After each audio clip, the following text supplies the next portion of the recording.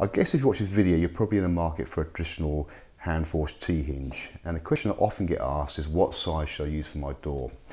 Before we get to that, the range we have on offer is a monster 24-inch all the way down to quite a small 4-inch hinge. And also they come in two distinct styles. We've got the penny end and the arrow end.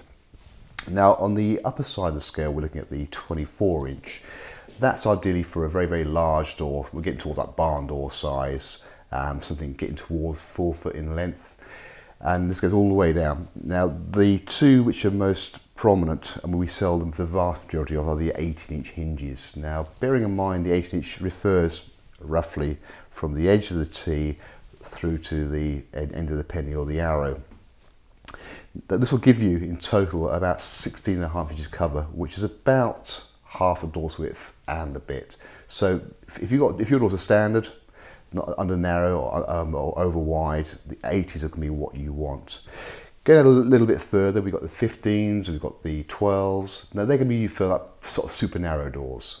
And then beyond that, down to the 6s and the 4s, these can be for small cupboards and really where you want access from one side. Now with the hinges, if you go back in the day when they were first used, they'd be made by the local blacksmith who'd also do your Suffolk latch, who'd also do your sort your horse out at the same time. The problem was the doors were workman's doors. They were poor person's door made by local artisans. They would have used undoubtedly elm. There would have been 2 or 3 boards in width, and the idea of the strap hinge was to cover the door's width to prevent it from dropping. Obviously nowadays we live in a much sort of tidier society. The doors are often nailed or screwed together, and the doors don't drop anymore. And we now have very, very nice architraves. We have nice straight door surrounds with door jambs and thresholds. So we've got to think ourselves, if we go back in history, what we're trying to recreate here is probably not quite as true as it should be. Now, the issue we have with this particular hinge is that obviously this is designed to lay flat on the door surround. Now the issue you face there is what do you do with the architrave. Now what you can do is run it down this side here. So you put 2 dome head screws here. In here you put say 3 can-sunk screws, and then you'll then get your architrave and carefully route the back out or chop it out. But with these hinges we had designed is that you'll notice they actually turn past 90, so they can be set in like a traditional butt hinge. That will actually allow you to give it a nice clean line for your architrave. A little bit more work involved because you're going to have to consider countersinking the back of these out, putting in some countersunk slotted screws, but it will give you a much better finish. And for a little bit of work, for something that's going to last a lot of years, it's worth considering.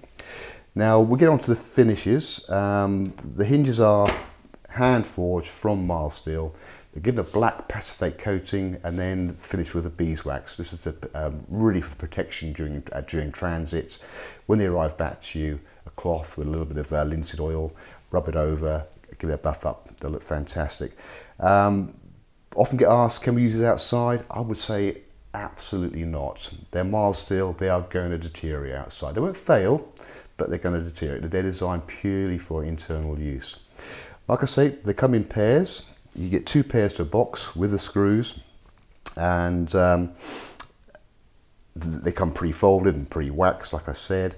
Now, something else you need to consider with these is how you're going to position them on the door.